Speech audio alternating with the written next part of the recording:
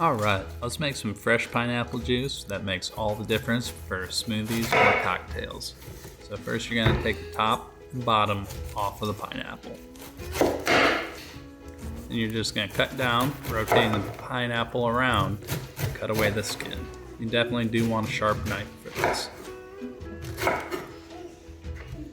I like to cut around the fibrous core because you really don't get much out of it and it just isn't good. You don't want it.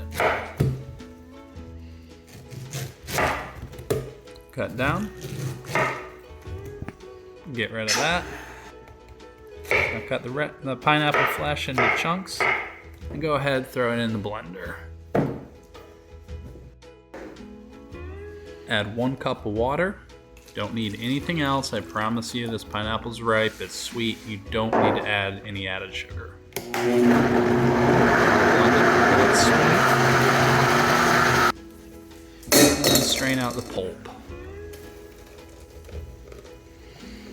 And that will leave you with a nice juice.